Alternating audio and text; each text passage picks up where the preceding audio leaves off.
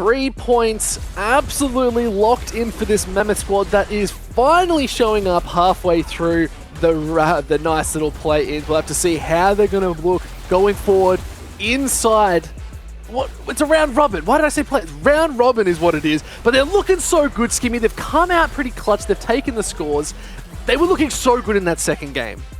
Yeah, that second game is definitely a much more one-sided affair compared to game one, where it really was all up in the air as to who could try and close things out in the late game. But yeah, I think they showed a fair bit of versatility in their approach to the game. They changed up a few crucial picks, but they retained the core in their top and bot lane and built around it. And it's looking like Praetor and Goodo in tandem are starting to become a bit of fiercer 2v2. So look, I'm excited to see them find that little glow up, like we all knew they were possible of doing. There's no denying that you have this much experience. Yeah, roll swap's going to be a little bit ugly at the start, but they found a winning formula when it really matters, and at the end of the day, that's all you can ask for.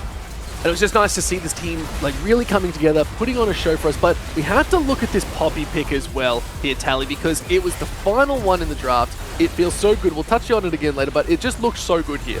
Yeah, it's a champ that really ties in with what Mammoth drafted, and also it really punishes what Kanga had picked as well. I think that, Kanga made a mistake in the 4-5 bans. They didn't really draft, or like they didn't ban to protect their champions or protect what they wanted to pick. They kind of just got rid of strong champions and then decided to lock in the Zac. And everyone knows that Goodo's a really proficient Poppy, and like you can't like let him have this kind of matchup where he can really dominate the game and really navigate these team fights to make sure his team can play the game well. And you're going to look at these damage graphs as well. So like, look at that 30k on the Lucian.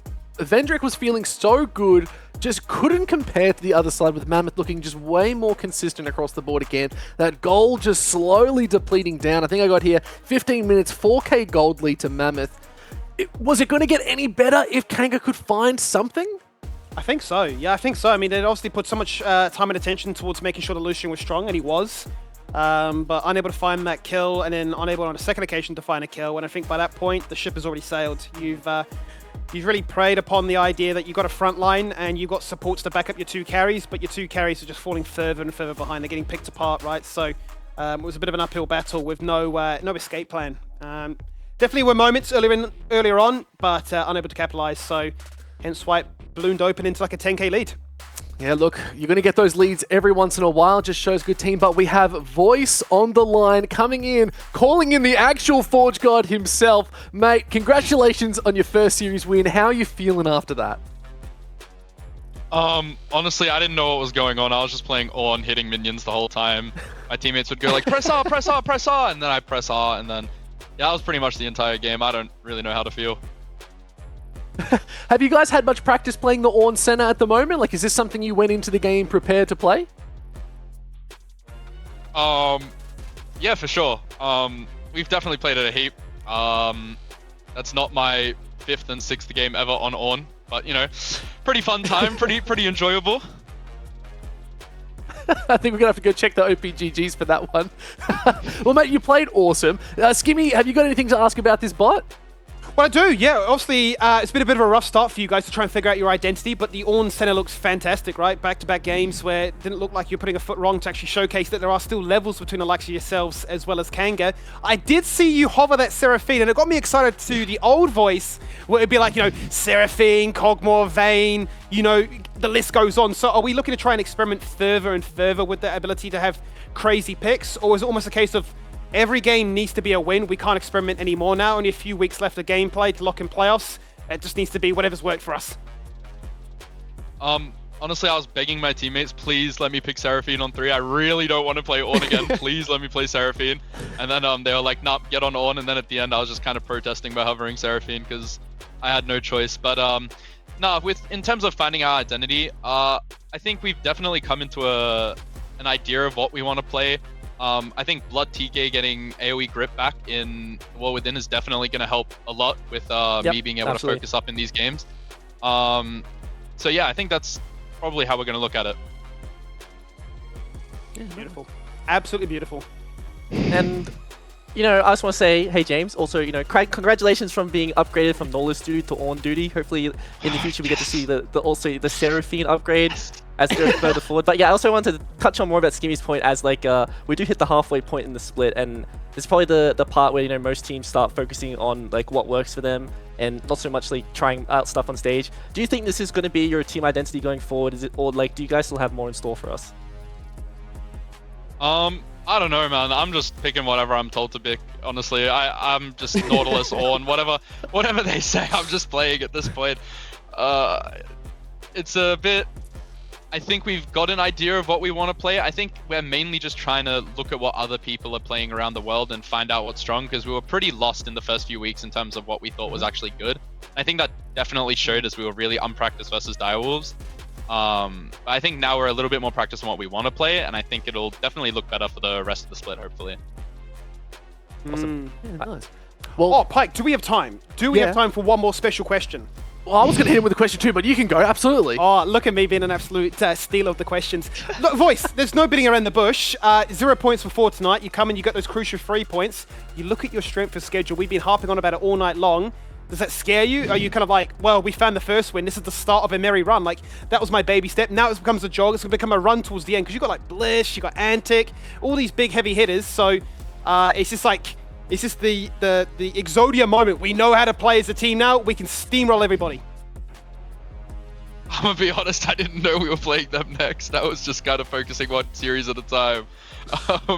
So, I mean, I guess we're just playing Bliss and Antic next. Let's hope to take a game off them. After that, it should be smooth sailing though. All the better teams are gonna be out of the way, so we should be able to really up, down, and focus up. Maybe we'll surprise some people, who knows?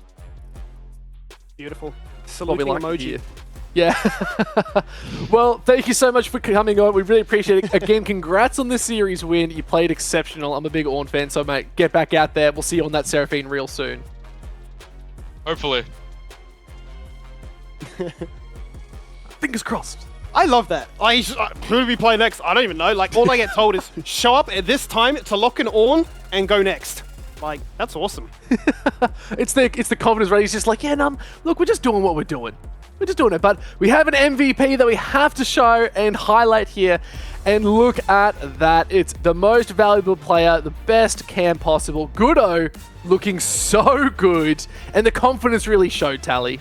Yeah, I think that this is the first performance we've really had where like a carry jungler was really taking over the game. In game 1 when Goodo was on that Karthus, he had an insane amount of CS, he was sealing away camps, he was, you know, counter-ganking where he needed to be. And he was just having a huge impact in these team fights. And, you know, game 2 he really took over that game. We saw the early skirmish. A lot of the earnest to this win from Mammoth goes to Goodo. I think that like it's really nice to see him step up even though he was feeling unwell. So, you know, hopefully we can see that in the weeks to come. That kill participation there, Skimmy, as well. 88%. The man was everywhere.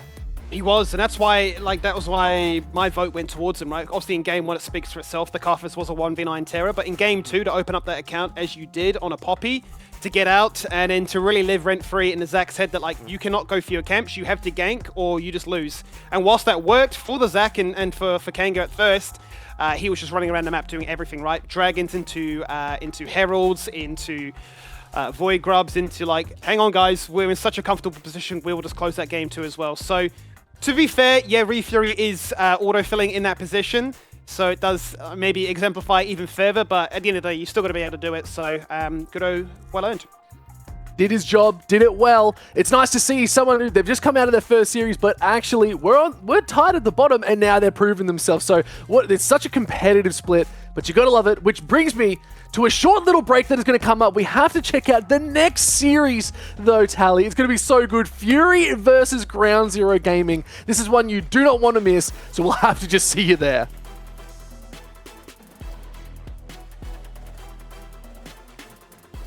Blinded by your light, how could I know I'd fall for you? You're shining through the night. How could I know I'd fall for you?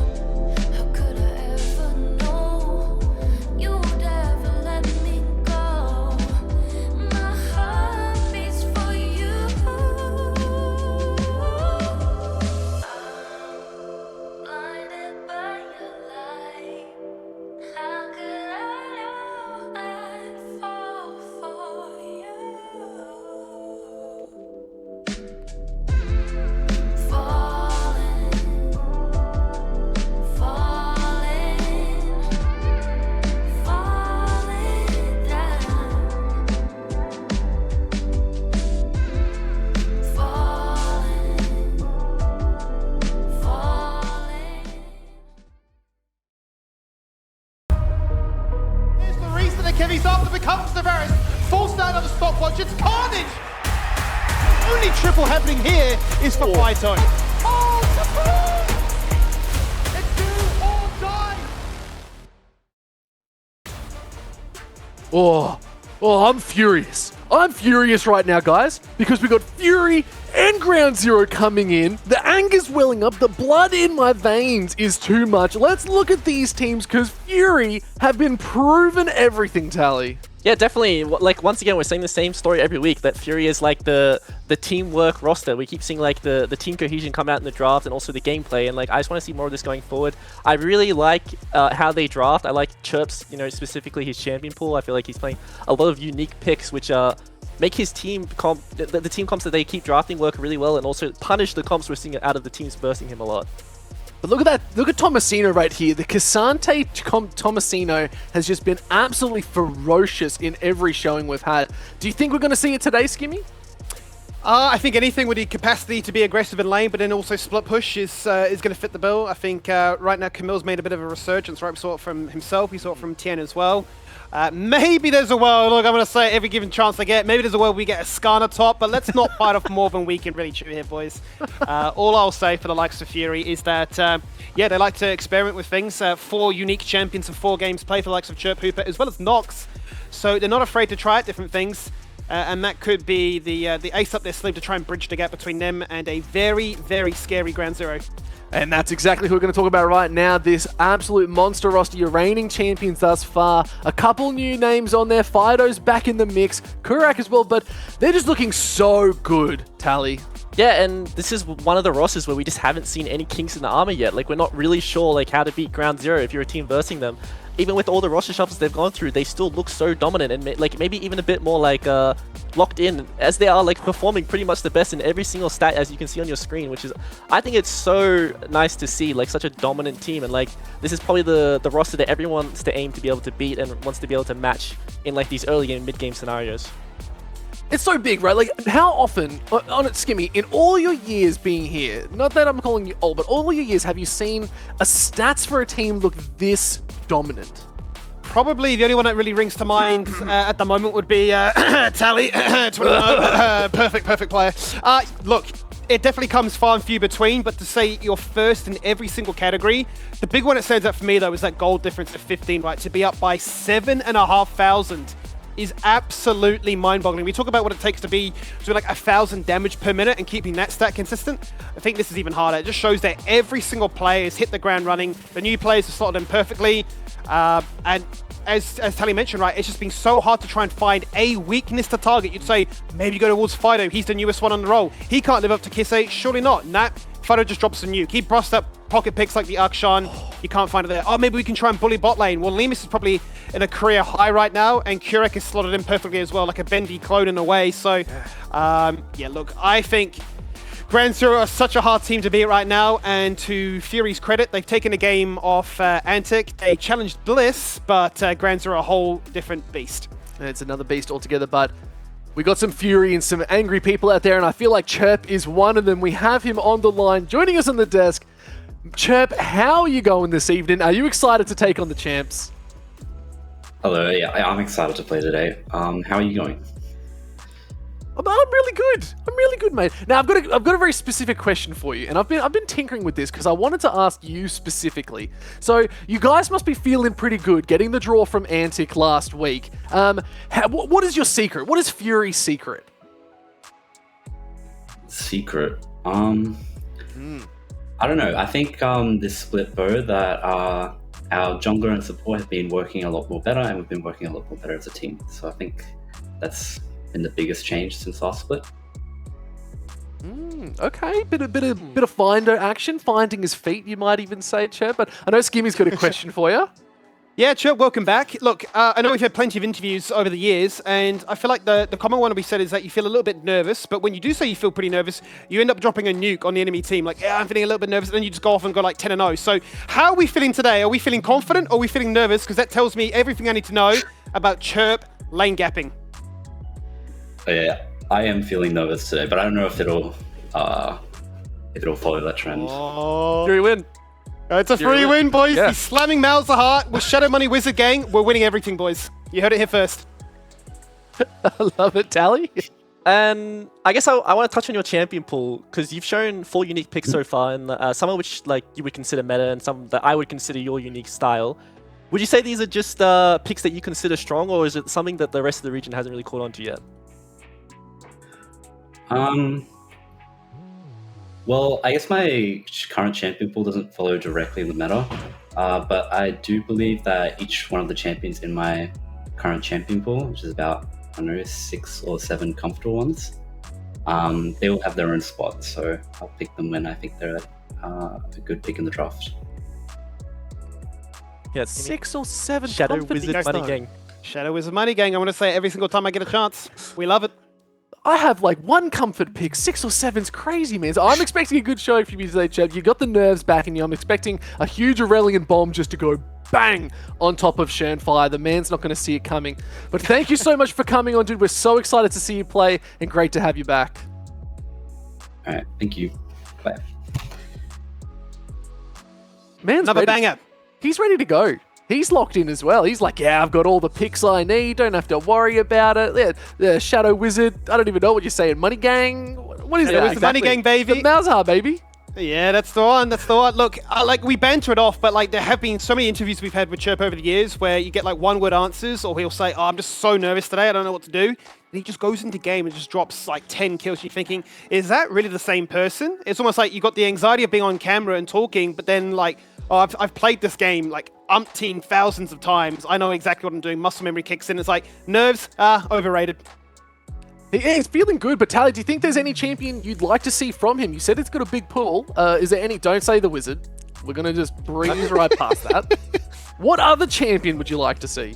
I actually am a big proponent for Cassio. I think that champ is really, really good into these teams who draft these like low range comps and these really like dive heavy comps. Is one of the better champions when you can really play like that GCD perfect play style, like, you know, cycling the spells really well and just making sure you're doing as much DPS as possible while, you know, really abusing the strength of the miasma. Yeah, no, very true. We're going to have to see how that's going to look, though. I'm pretty keen to see a little bit of damage. That I do like Cassiopeia. She's very strong at the moment. I'd like to see it. But there's another person I want to see right now. The man himself. He's made of fire. He's looking to run rampant on the Rift. Is Shernfire, the golden boy himself. How are you feeling tonight, son? What's up, boys? I'm a little nervous. Middle of the pack team, you know, we've got to test ourselves. We've versed... I think this is the most resistance we're going to face so far, so yeah. Ooh, you know what? You actually took literally the question out of my mouth just there. It's like, so you're going up against who you said middle team pack, looking pretty good, took a game away from Antic. Are you guys over at GC feeling a bit nervous about this one? You just said you're feeling a little bit, but how's the team feeling? I don't know, actually. I haven't talked to them much, but I'm sure they're feeling it too, if I'm feeling it. It's almost like it's almost like a universal feeling, like when one person's feeling it, it can affect others. So, you know, I'm just trying to focus on what we've practiced, and that's it. Well, I actually heard along the grapevine, funnily enough, and I'm going to take a question away from Skimmy, heard along the grapevine that your scrims have been going well, but you've been having a couple rough games in scrims too. Like, is Fury one of those teams that's been taking some wins? We haven't scrimmed them yet, I'm going to be honest, but I want to scrim them. I want to scrim them. So He's got the NDA. like, this is going to be our first encounter, bro. This is going to be our first encounter. Ooh. So who knows what's going to happen? But Skimmy, I'm going to pass this over to you now, mate. Yeah, no, thank you very much. Shen, did you get a chance to see our graphic before about your team stats? I didn't, but I'm sure they're inflated. Well, all I want to ask is, like, you're literally first in every category, like turrets, dragons, grubs, like everything. So I suppose the question I ask is, what do you really attribute that really strong start to? Why is there such a big difference between first place, second, third, and onwards? Maybe because we're versing the bottom teams. Nah, but I believe that will be the This is case when you got to own anyway. it. Yeah. This is It'll when you be just have to the say, case anyway it's by the so end of the free, split. I don't even have to play the second game. I can go off and do some, like, what was it? Is it jiu-jitsu? Taekwondo? Which Exactly, you can literally leave a exactly. scrim set like a stage game because you're just that good. Yeah, that's the plan. I want to do that versus better teams. So yeah, that's the plan. Not a bad trump card to have, eh? Alright. Do I have time? Or are we gonna, yeah, you got time, Tally. You got time. We're good. Okay, Talk. perfect. Yeah. Yeah, to touch on Skimmy's point. So, you know, last week we had this. We saw you dip out of game 2 so you could go work on your IRL Lee Sin mechanics. And it was still, you know, another comfortable win for GZ, but the gameplay was a lot messier than like we're used to. Would you say like you're the voice of reason for your team? You know, the one that like keeps the troops rallied or like in control? I want to think that way, but I also think that the reason why I want to play with my teammates, like specifically my teammates this split, is because they have their own opinion as well. Like it's not like I'm right all the time. So having different opinions, strong opinions, is really helpful. Definitely. Awesome here. No, that's so good. Well, Shern, thank you so much for coming on, mate. I'm so looking forward to seeing you play. I loved our interview not too long ago. It was an absolute banger. But have a good session. First time versus Fury. I know you're going to crush it. Thanks, boys. Appreciate it. Good luck. Oh, straight off I the love bat. how humble it was, because it's like, let's not beat around the bush. Grand Zero have been up against Mammoth and Kanga, who are struggling to find form, and it's like, but look how good your stats are, man. You're just the best team in the league. Like, you're probably like top 10 in the world right now. She's like, look, it feels nice, but I'm just gonna like say it is what it is. It's a little bit inflated. Fair enough. But we got a side select as well now, Skimmy. So we got to take a quick look at this. And again, it's all blues, Tally. Yeah, I think it's going to be the same story as we saw last series. It's going to be a very like bot-heavy, focused game style. I also think that this is the team. Like when we think of Ground Zero, I'm going to think of a lot of the Lucian Nami. I'm going to think of a lot of that bot lane aggression. So we'll have to see if are they going to ban out like something like the Nautilus so they can early pick it? Is it going to be all about the Corki? You know, what are they going to prioritize? If I get a Lucian Nami tonight, I don't know what I get, but I'm going to get myself something because I made that prediction right at the start of the night. I was like, oh yeah, if Nami What comes if? off, why not? What But if you get hit by the Nami ult? Because Aladorix hit me and Telly a few times with his ult, so like maybe you'll get hit by a Nami ult this Ash game. ults, Nami ults, Leona ults. I've been hit by Like, all of them. whoa! ultis Whoa! are fine. But there's something else you could be doing. You could be putting in your Twitch channel points. I got the angle right this time. Woo. I'm just going to keep my hands in the air for that one because it feels so good. But yes, put your votes in. Support your favorite team. They got to get that backing. I want to see 1 million channel points in there for one of these teams. I said I'd keep my arms up. That feels really stupid now, though. But no, definitely get it done. And it's looking so good. Now, we also have our predictions. Big part of this. Let's have a quick look at this and see who's going to win it. Again, we all love each other. It makes sense. It's now up to Twitch to split that decider, but 2-0 for that, Tally. I feel like it's a pretty easy prediction going based off like how strong Ground Zero look. But I will say based on like the teams they have versed, they haven't really been challenged yet. I think especially like, you know, we haven't really seen Fido really being contested yet. We don't really know like how strong he is as a player because we haven't seen him play in so long and like against, you know, the better mid laners in our league. And I think that, you know, Chirp is performing really well recently. And I think this is his time to really see like, is Fido, you know, one of our better mids in the region, or is like Chirp finally coming up and, you know, starting to contest the best that we have. Yeah. Yeah, Skimmy. Yeah. Yeah. Yeah. Yeah. Yeah.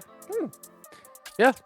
Yeah, you know what that was? You know what that was, guys? This is like us having a group chat, and I'm the person that just always reads, never responds. Yeah. And this is like, seen by Skimmy, seen by Skimmy. And then like, you're like, oh, are you there, bro? And I just dropped the thumbs up emote to be like, I've acknowledged it. Yeah. Yeah. Yeah. What you gonna do about it? Yeah. Yeah. Yeah. I'm cool with it. Production, do you want to go to Champ Slip? Yeah. Do you want to talk about anything else, chat? What do you guys want to do? Yeah. What should we do, guys? I want to see who's going to win this next game. I think that's the big thing. Like, I'm keen to see whatever, but I want to see Shernfire pop off. But we do actually have a champ select, so I'm going to say Bon Voyage, and we're going to get straight into it. I was so ready just to keep this going on. I was going to grab like a PlayStation controller and be like, hey guys, what do we think? What champion do you think we can actually play with this controller? I was ready to go full off the charts here. Look, don't cry, mate. Don't cry. It's okay. It's okay. we can load ourselves into the rift here. But all jokes aside, I think this is a very exciting match for a very different reason. Last game was all about the battle to try and keep that player stream alive. I think this one becomes a battle of form checking, right? Ground Zero, yes, they are very strong right now. They haven't been challenged. Fury have been on the rise with draws and a good showing. This would be their biggest challenge yet. And I think if they still look competitive, you're still of the opinion that Fury did make that great decision keeping their roster from split 1 to 2. Yeah, definitely, and we've mentioned the other teams, strength of schedules in Fury and Mammoth and how they have like a harder time going forward. It starts off pretty hard, but we haven't really mentioned the Ground Zero like strength of schedule. We would say it starts off very easy, and then as the split progresses, it starts getting harder. We've reached a few, so like as Shern said, like a middle of the pack team, and then like next week we have Bliss, which would probably be considered our top of the table battle. So I think it's a good place to see, like, is Ground Zero going to keep holding that really dominant form? Are they going to keep holding like all these records, all these insane stats in the early game? Or like, is that just because they're versing these weaker teams? That's exactly right. Are they inflated stats, or is it actually just being exposed more so against teams that don't know how to punish it? Triple ban to Phyto. How about you get a little bit of respect for him right there with the Akshan Tristana, as well as Corki denied. As for Ground Zero, they say, we don't really care about what you have to offer in that mid lane. We're much more interested in those jungle or perhaps top lane flexes with all 3 of their bans. Yeah, I think this just goes to show that like Shernfire, very proficient on the mages and AP junglers, he's very, very good at them. Fury just want to remove all these AD pairing mid laners to make sure that like if Ground Zero still want to go for these mage junglers, that it's not a very comfortable pairing. Maybe Ground Zero want to go for the Jace if they still would like to play the AP junglers, but there are just completely different playstyles you can go for. Shern's very happy to pick up an AD jungler, a tank jungler, just to make sure like his team comp makes sense. And I'm not too worried about like how this draft will look based on like what we're seeing so far. Well, it's the resurgence of Senna. We're going to get it in back-to-back games, aren't we, really? With Senna and Ornn, it's just the go-to. On this patch, Smolder did get a nice little quality of life buff. Have seen it surge in win rate throughout solo queue, but is that enough to feel like it's ready to be brought back into competitive? And I think it'd almost be, not insulting, but a degree of ego behind it from Hooper to say that, look, you are the pentakill machine, you are Lee Smolder for a reason. And it's going to get locked in, so our first one of the brand new patch. Yeah, I'm really happy to see Smolder here. I think that like the Senna Ornn lane is one that you can really just, constantly spam spells into the Ornn, constantly build up those stacks, get to that 225 mark, get that execute online as soon as possible. Smolder currently isn't as strong as we've seen in the past. The execute damage isn't as high as it was, the burn damage not as high as it was, but the scaling is still there. Smolder still has the damage, and it's just all about, like, scaling up, getting that 100 stack breakpoint so you're more comfortable farming, getting the 225 stack breakpoint so you can really like take over these team fights.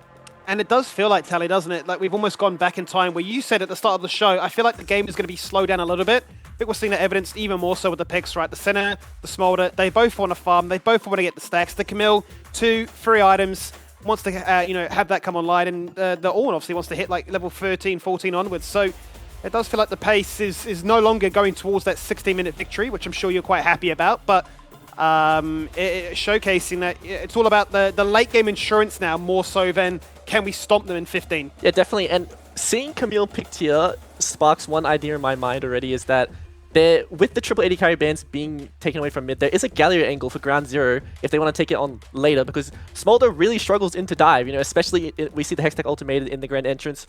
Very, OG combo of the Camille Galio, and I think that's a very good pick into what Fury have shown so far. Have to see what Fury do pick for the mid lane if they are thinking about the Galio being a pick that Ground Zero could take.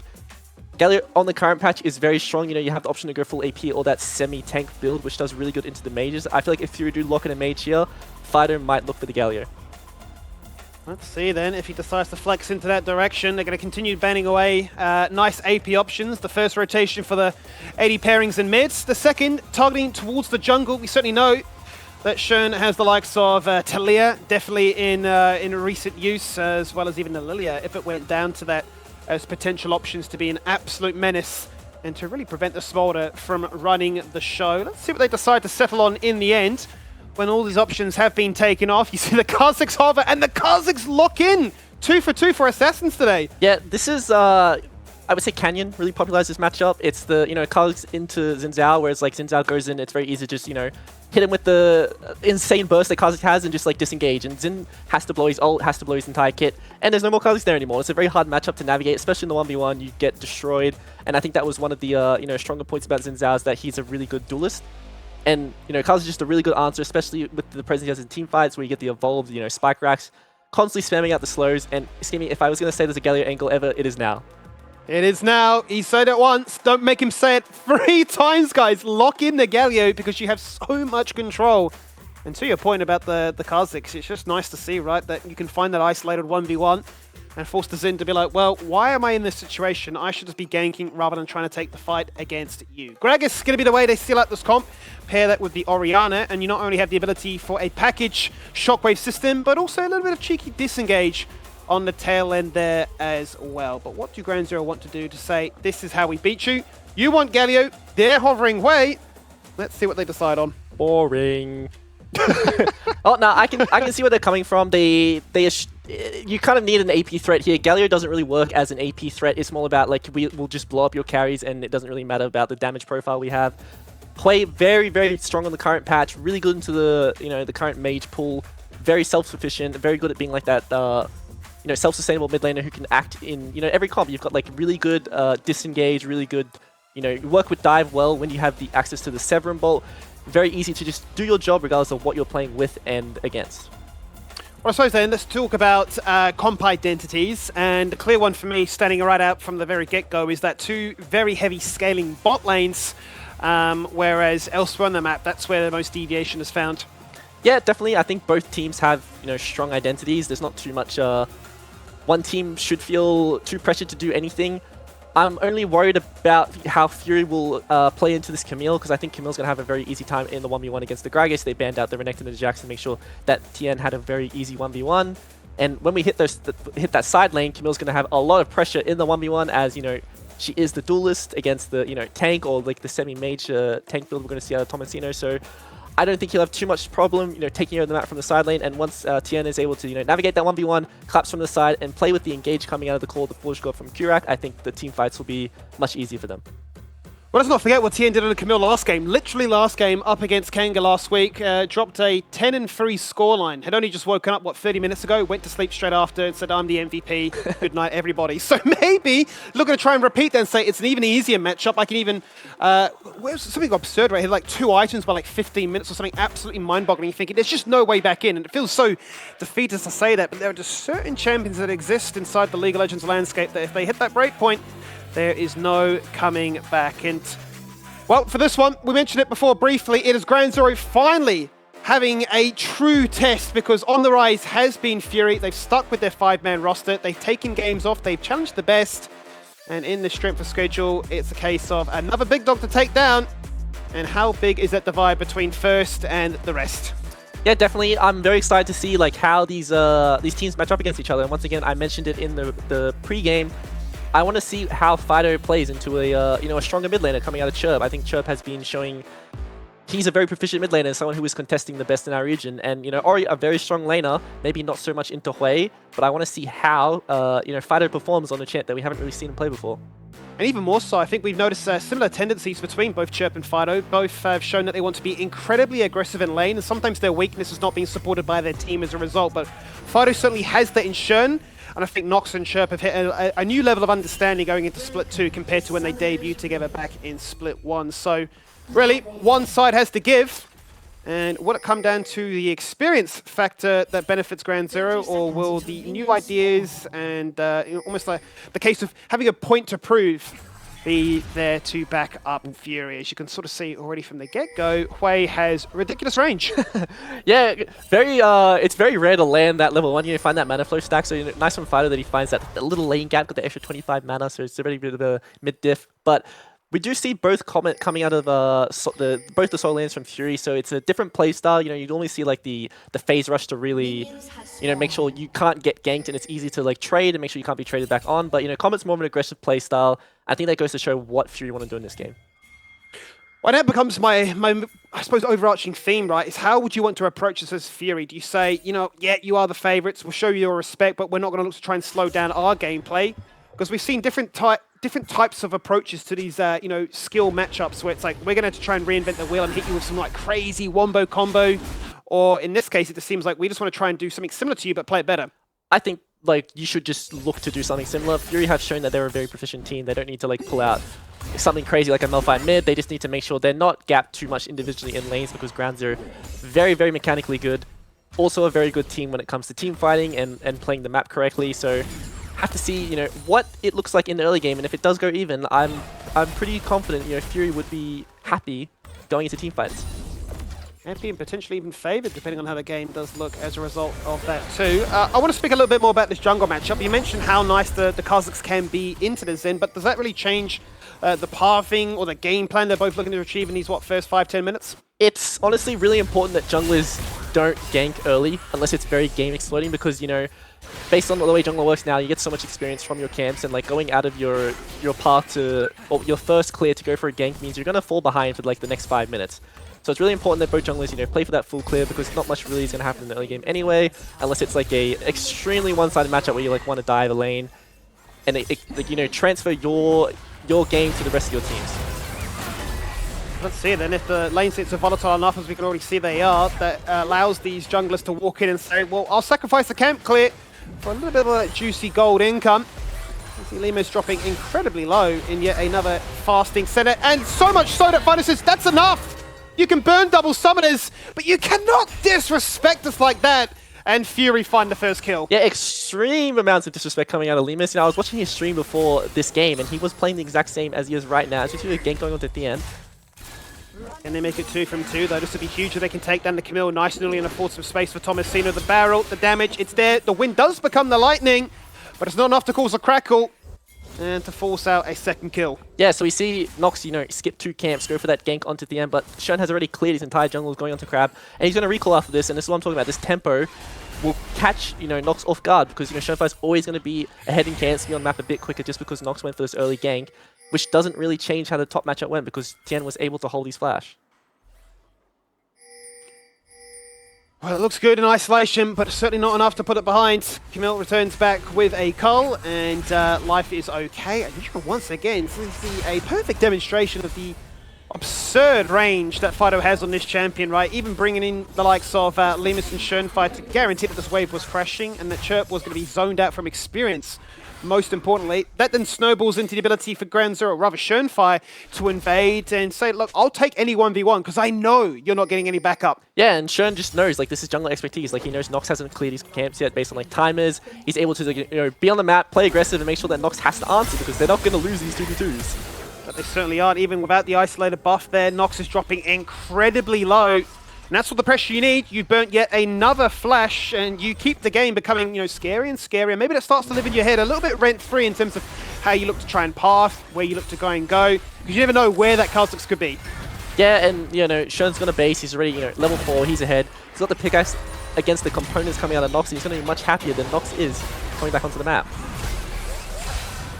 As Fino hooks a wall, not what he wants, doesn't really matter. It certainly doesn't, because they find the kill they need. That's a second for Hooper, who's limping away. Oh no, just in the end, Kurek answers back, and Fino says, yeah, you're low, but between two of us, we know that nobody's dying. And tell you what, this is getting a little bit spicy. It's been a hot minute since we last saw the Smolder. 3 months, actually, to the very day. Last played by Limas over at the PCS playoffs, and now he's getting humbled by it. He's going to pick up the kill here. I think he is. He really is. How on earth is this happening? And in what world did you think you were ticking off the bingo card of Fury's bot lane capping Ground Zero? Yeah, I think this is just really nice gameplay coming out of Fino especially. Like, he keeps finding these hooks, like Ground Zero playing a bit too aggressive in a matchup that is usually what you would pick to stabilize lanes. You can't really bully with the matchup they have, but like Lawless, once again, like we're seeing such high priority in O's, is just a champ that's really good at abusing these 2v2s. So strong as this the Hextech ultimate on level 6 advantage fan here by Tien, but is it enough to get the kill? It doesn't prove to be the case. He's done enough to set up the fight, to allow his team to rock up, group up, and claim the kill as a result. Limas is so disinterested in laning, he's literally acting as a second jungler. Tien says, here we go, I've had enough. Procs it with the passive, gets the shield, tanks the turret, and walks out A-OK. Yeah, and I think this is going to be the story of the game. Can Tien out-carry Hooper? Because I think Hooper's going to be online based on, regardless of what happens to the rest of lane phase. He's picked up gold, he has a really good first base. I assume he went for the Jack of all trades as well, so that's why we see the moat in his inventory to get access to the 5 stacks, get the extra, you know, 10 AD, which is, you know, like a free longsword, which is very nice to have at the early game. So he's going to be sitting pretty, you know, scaling up, getting as many stacks as possible, and you know, Thian getting a lot of resources from his team in, you know, in tandem. So we have to see if he's going to be able to out-carry the bot lane. And it becomes an interesting question, right? We say if, and I feel like it's a valid point because before when we had Smolder literally running rampant every single game, it was a case of you can deny to Smolder, they can have 0 CS by the 5-minute mark, they will still find a way to hit those magical 2-2-5 stacks and still just one-shot everybody as a result. And speaking of that, Chirp with the last stretch of Vada says, here's my shockwave, there's my support, Final says, here's a hook. And this is an incredibly fed Nautilus, I tell you what, 2-0 and 2 is now going to find a demise having run the complete opposite direction. And you would imagine that they'll hand this one to Schoenfire. He's tried to juke! Get ready for the JB edit! There's another case of there's a wall there! You're not juking anybody! And can he really run this one out enough that the vision is lost? No, Schoenfire says, stop pissing me off. He flashes, he guarantees, and they bring it to an end. And then we pan to our bot lane, and it's already 3 kills for the Hooper. Yeah, once again, like Hooper is getting access to so many resources. We'll have to see how many stacks he has later on. I think he is on the clock pretty much for Smolder. You know, as the game speed goes further in, he's going to be able to, you know, get back onto that like 10 to 12 stacks per minute, which is, you know, really important for Smolder to be ahead of the clock. But he is going to have the items, which I think is more important than the snacks as the Smolder, because it's all about scaling. And, you know, mid is, it's favored for ground 0, but, you know, Chirp is still happy with like the lane state. He's not being bullied out. And Tomasino is doing his job as like the stabilizer to make sure he's not falling too far behind. No, he certainly is. He's got an uphill battle into that matchup, but as long as he doesn't fall too far behind and allow that Camille to really do as they please, then the rest of the other team can certainly look to flourish. Mid lane certainly becomes the highway towards that. I suppose almost a consequence of how much aggression is found in these side lanes and how keen these junglers are to get amongst it all. But Lemus really is just, in the nicest way, not a leech, but he's just walking all over the show saying, I'll take XP here, I'll assist there, I'll push that one, and I'll get Kurek all this free solo experience himself. Yeah, to be fair, for Lemus, he is forced to run around the map and assist his team. Like, Fido doesn't have access to the flash, so he's very susceptible to, you know, falling down. Tomasino does have access to the cast here, so we see how much of the wave he's able to clear up before the dive comes through. It starts off with the hook shot that guarantees it with the stun. The bomber comes out, there is the damage, and there is the ability to say that you had a nice attempt to try and stop us, but that is what a dive looks like. And it's perfectly executed because nobody falls on down. Yeah, but the one problem with this skimmy is we have resources going on to 4 members, which are both being shared between 2 carries. Chirp, free plates mid, free farm mid. Hooper, free farm bot, free plates. Like, the entire team with Fury, besides Tomasino, is getting gold. And all Tomasino wants to do this game is just absorb. He doesn't want to, you know, he's not the carry this game. He doesn't really matter if it falls behind. It's all about this mid bot. Certainly is, and I think it's a fantastic point to bring up, and obviously demonstrated by the observers to showcase just how far ahead likes of Chirp and Hooper are able to get when you make a play with that numbers mismatch. Yeah, is shared gold. I guess it begs the question if you can hit that breakpoint, that first item, quick enough then for Tian on this Camille, because he's already 2 items or 2 components towards that Trinity Force, then you're sitting pretty, and you're thinking that, you know, those top lane matchups, that 1v1 into the Gragas, no longer matters, because then the Camille is getting into the action, right, ganking with Schoenfire too. Yeah, definitely. As long as Tomasino is able to clear these waves, he's going to do his job. Fido still doesn't have access to the flash here, so we're seeing the group around the mid. Second shockwave, second invitation to try and force that fight in a 1v1. Fido once again making that same play. He just shows face, and he simply falls on down. Fido with no flash, needed the protection, and even with the member standing there to protect, it wasn't to prove enough. Dawning Shadow from the mid lane into top.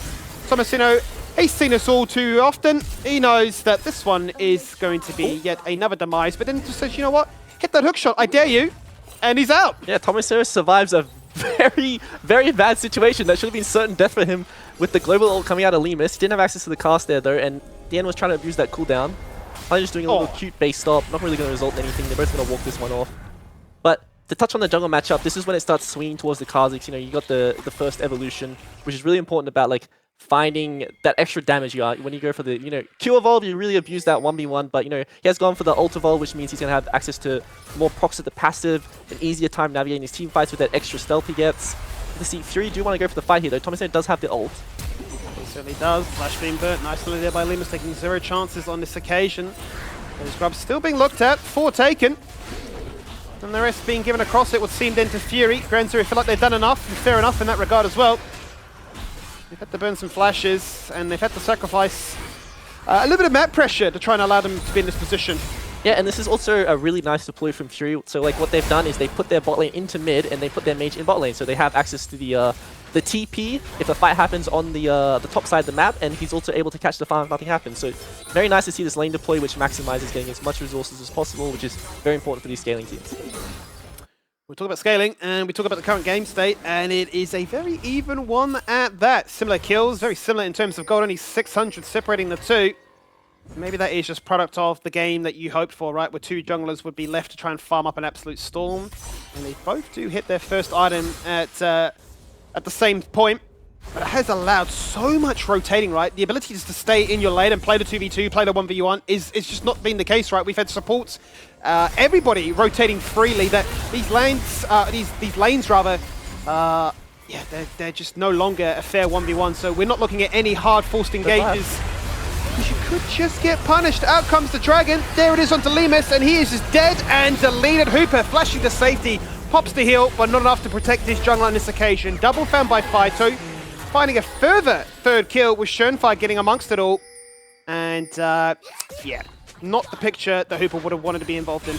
Yeah, and that's the power of the Hui. Like, when you ignore him, when you really dive into the rest of his teammates, the amount of damage he's going to output and the AoE he's going to do is unmatched. You know, we don't even see the Oriole come out until the very end. They've left so many resources to get to Limus. And the damage that came out, the trade that came through from Ground Zero is just really, really well played by them. Let's see if this materializes into anything as a result. 2K lead as a result of just that most recent play, but will it balloon any further? Because Fury, to their credit, have really been giving Ground Zero a tough run for their money. Out goes the cast, hits nothing, just breaks the ground on which Limus walks towards. This time the hook shot too far away, and Tomasino cannot juke or drive this time. He's being locked inside the Camille ult, and granting him his second of the game. Findo, just looking to make sure that Schoenfire doesn't get a free safe passage out of this one. Actually, maybe shadowed by Nox thereafter. A flash. As he wants to go towards the Gromp, that's not going to become possible because of jumping across the wall they go. Fido is here, but that's a shutdown found by Nox, and this is keeping it spicy, Tally. Very, very spicy. Yeah, this is really good to see Fury come back on the map. Shun overextended a bit, you know, going for the crab after the dragon, gets caught with no flash, easy pick for them. But once again, we're seeing like the constant trading, and this is honestly really favoring Ground Zero, because Limus, a champion who should be really getting punished for not having summoners, moving around the map and finding so much gold from these skirmishes that he keeps like getting away with. You would think Nautilus is going to be a bit better than Senna moving around the map, but just the amount of gold he's able to pick up from all these assists he's gathering is really saving him from this early game. Certainly seems to be that case, doesn't it? You can talk about saving. We saw just how close Finder was to falling on down as well, but 20 HP and a little bit of fruit, and happy days across the board. And now that we finally get a chance to break stuff down, let's run it back with this replay. Yeah, so like we go back into the replay. Fury are the ones who aggress here. They decide to flash onto Limus because he doesn't have access to the summoners, but honestly, a bit too much thrown into Limus. He isn't really strong right now, isn't doing a lot, and they're ignoring the amount of damage that Fido is outputting here. A really nice call the Forge God from Kurak is just the AoE that is coming out of this team is insane at this point in the game. It really is. He's being left to be the conductor of pain in the Limus. backlines there. And speaking of, Limus out of a death from a replay. We find him in yet another death here. He's picked up the opportunity, and he may have felt that in that situation there was an opportunity to find a kill. He just didn't realize it was against him. But let's see if he can keep up pace here with Findo, because those two have definitely had their work cut out for him. And are really making sure that these lanes so flexible, right? I mean, the ability to traditionally lane feels so lost in this matchup because everyone's just everywhere at once. Yeah, and to touch on what we just saw there, Skimmy, like you can take the Benby out of Ground Zero, but you can't take the Ground Zero out of Benby. You know, going for the solo wooding mission is the classic support getting caught, like just a bit ahead of the team. Just wait, you gotta wait for the rest of the team to get on the map so you're able to do stuff together as a team. Senna especially is very, very susceptible to getting caught, like so squishy, especially if you don't have access to the flash, and like champs like Zin's out, Oriana are gonna do so much damage to you when you walk into them. But once again, like this game state, it's gonna slow down as the map's being broken open. Tien, very comfortable, and like there isn't really anyone on Fury who's going to be able to match him in the side lane, and he's just going to have so much priority and have to see how he's going to be able to pressure the map. I feel like we have this conversation every single time a Camilla's in the game, right? Like, who is going to answer this champion? And we go down the list, we're like, not them, not them, not them. Maybe if all three of those guys go towards that lane, they stand a chance. And you're thinking, but if that is the case, then you still got 4 members of Ground Zero that can do as they please. That's happened already so often in this split, where they're able to, you know, play all 3 lanes at once, which you would traditionally say is pretty greedy, but they get away with. Yeah, definitely. Camille's one of those champs who's so hard to lock down. So like playing onto 3 lanes is, you know, pretty easy for the Camille because you're so mobile, especially with the hook shot in the flash. Even the Hextech ultimatum is like a pseudo, you can knock everyone back and like play to escape. But we do see everyone grouping up here in the mid lane. Have to see, are they going to be able to take this turret? Nami comes out to play, clears the wave, and the Herald doesn't have any friends nearby to take that turret down with. So Ground Zero unable to find their third structure to continue that 100% first 3 turret statistic. Fury's still lagging behind, still trying to find a way to break open one of these turrets, I should say. They've definitely done some big damage towards both mid and bot. Basically identical in that regard, but Ground Zero have done some good defense to prevent them from falling on down so far. And with the kills all being tied up 17 minutes, which team do you think is in a favourable position? Because Ground Zero, yes, we have a 3k lead, but we still continue to talk about this whole scaling argument. Yeah, definitely Ground Zero. They are favoured here. They do have the gold lead, but they also have the priority in the Camille, which is really important. I think you pair that with the Kha'Zix. We saw in the first series today, like we had the Rengar. Isn't really able to do anything in the side lane, but like Kha'Zix is a much better champion at assassinating people, especially with the Camille. Like you compare that up, the damage is going to be unmatched. And the fact that you can lock down champions with the Hextech Ultimatum means getting these picks in side lanes is so important. So Ground Zero just has more options whether they want to engage on mid with the Call of Forge God or play the side lanes. It's really up to them. And would you say then, or is this almost too much of a reach at this point, that you really need to try and rally around Hooper? He's the majority of your gold right now, and the only person with a bounty, so well, I say that the bounty literally disappears, but you know, the champion to build around, 2 items done, is going to be an absolute Gatling gun with the Shojin just picked up. Yeah, we'll have to see if they are able to get the pick onto Tien here with Findo's Hawk. He doesn't want to commit the flash. Ooh, flash to flash, so no chance for the CC combo. Yeah, and this is the pairing that you have to do for Fury. Like, you want to escort your mage in the side lane. You can't leave him to his, own devices in the 1v1 because there is a Kha'Zix on the enemy team. There is a Camille. You need to group up. As we do see the ult go wide from Fido, Dragon is live, so that might mean, Fury want to commit to this objective fight where, Fido doesn't have access to his ult, which is such an important part about the Blade kit. They are going teams on the top lane, though. Pretty annoying, eh? It is very, very annoying, but they are looking to try and play towards different side lanes at any given moment. Double TP, or actually I say only 1 TP available. Tien should actually used it to get to bot, whereas the ability for Chirp to regroup with the team would be there if need be, but everybody's hovering, everybody's protecting, and Thomasin is just like, I'm getting no protection. I'm already 0-3. Why bully me even further? Like, literally play safe, and you just see 15 different projectiles coming at him at once. Yeah, honestly a mistake coming out of Thomasino. Like, playing aggressive there, using the cast to be aggressive is just, like, not what you need to be doing in this game state, or this map state. You are the weak side. You need to, use your E defensively, use your ult defensively, make sure they have a hard time diving you. Because you do have access to TP from Chirp. It does really come down to it, but the one saving grace with Fury here is like Chirp is getting a lot of farm in the side lane. Like he's getting enabled by Nox and Finder to be able to play these side lanes because he really needs to avoid being left isolated alone against like Kha'Zix and potential TPs from Camille. It's a good shout actually, because both Chirp and Hooper have the most CS in the entire game, and you'd maybe say, oh, but surely in Ground Zero have offset that by getting more kills. Well, still we're in a very dead even game where 9 kills to 10. There's not a massive divide to really detract from that. So let's check in with the overall gold then and see where it all is placed. And no surprises, right? Tien at the top of the charts. This Camille has been an absolute menace. Deathless at this stage. The only one in this entire game that has been able to stay alive. Now with the Ravenous Hydra complete too, you start to say, well guys, we've hit the break point where the Camille's got 2 items done. Wrap it up. Who can stop them? Yeah, this also seems to be the same story from Ground Zero every game, is that like there's a lot of volatility happening on like the mid-bot side of the map, but Tien's just left to his own devices, sometimes enabled by his team, but he's always having a solid performance regardless of what champ he's playing. And being on the Camille, especially like having these very like stable scaling performances is so important because the impact you are going to have compared to your counterpart, which is most likely going to be something to stabilize you rather than contest you, is going to change like the dynamic of like every game Tien is in. I am curious, speaking of dynamics, how does this affect the balance of this one for Fury, right? Because obviously Chirp wants to continue to farm at this accelerated rate. He wants to make sure he has a massive lead over Fido, so the battle between the control mages is profitable for them that much more. But you always have to bring it back to who deals with the side lanes when Camilla's there. And we always rally this question of like, well, who is best suited for it? Well, Orianna doesn't want to do it. Xin needs a partner, and Thomasin has been bullied for the first 20 minutes, so who answers it? And can Hooper just outplay at a team fight if Tien is split pushing to try and backdoor like your Nexus? Yeah, one of the strengths right now that we see from Ground Zero is Kurak went for the Warmogs, and the item in itself activates with just the item in isolation, so let's see, actually, if we do go into a team fight here. Kind of the focus initially. Out comes the Dragon. Not enough damage to be found, but then he finds the Execute, so happy days for them. Shut down onto Fido. Hooper continues. They jump across the wall. Kurak showcased just how tanky he is with that Warmogs by finding one. They get a double for Hooper. He's still alive. He's still kiting from afar, flapping those wings and using his front line to soak up all the damage. And that's a pretty even trade, despite despite Ground Zero being up by 5. Yeah, and just walking in without vision, you know, getting Fury finding a really nice engage, taking out Flatter straight away is so important for these team fights. We see, you know, Hooper finally picked up the 225 stack, so he's online. He's very ahead of the clock when it comes to his items, so he is very happy. The way Fury really wants to play this game is they want to take as many 5v5s as possible, but, you know, Ground Zero, as I was trying to mention for the teamfight side, is Kurak picked up the Warmog, so one thing they can do is like constantly pull the Baron and just regen their HP over and over again. You know, they want to force these outnumbered fights if they can. As we do go into the replay, like we see straight away, like Fido, he gets caught out by the, you know, the shockwave coming out of Chirp, blown up straight away. Hooper gets to execute mid-team fight as he's doing so much damage here. Churn just can't find access to these backline members because they're all grouped up. He just doesn't have the damage to take them out himself. But once again, Tien is so strong. Limus is so strong. He's doing so much damage when he's enabled.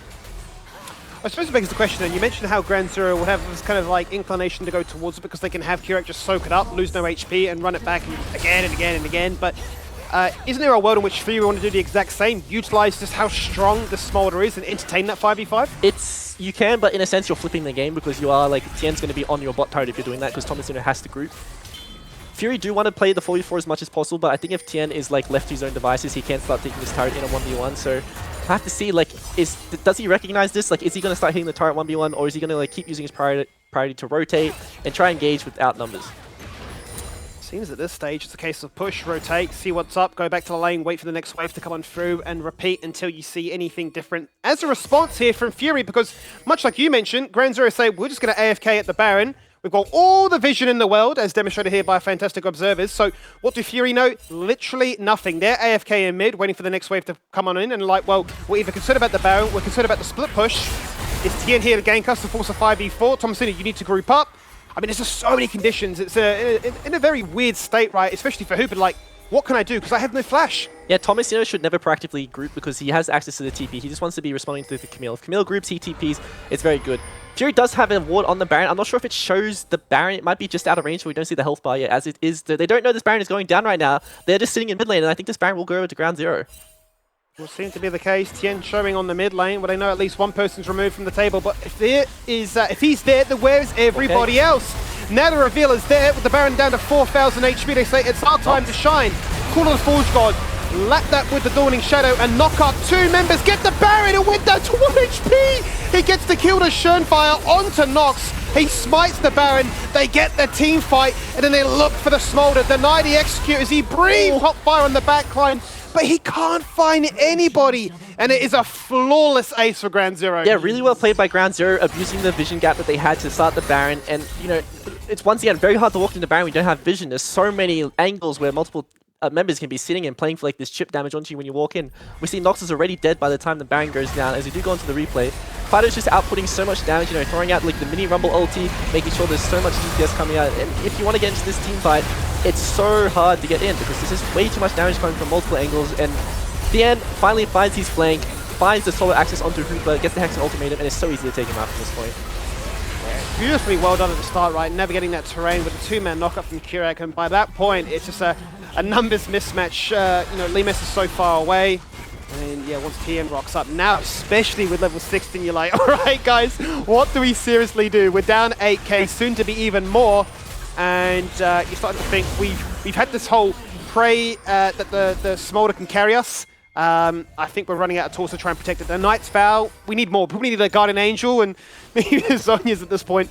Yeah, well, for Fury, they still have access to the 5v5s. This will get better as game goes on, as they are engaging into a choke, which will be very good for Fury. Very well be. Let's see if they can find any success with it. Nox is still the focus right now. The ending is spare on towards Fido. He flashes out to safety, only finds himself dying on his lonesome. Kurak. Jumping across goes Kurak with back-to-back 2-man knockups.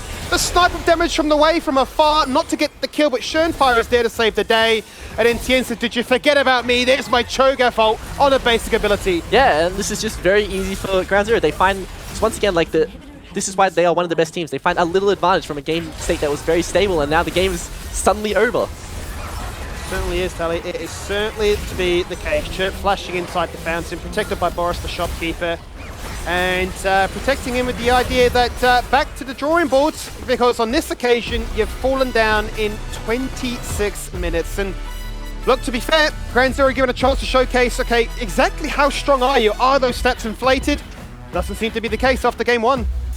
Yeah, there's still like a lot I want to see coming out of Fury. I think they had a good idea about what to do in that game, but you know, Ground Zero just really like tunnel in on their win condition, make sure Tien was ahead because they didn't have a side laner that could match that, and it's just very easy to win when you get ahead with that kind of win condition.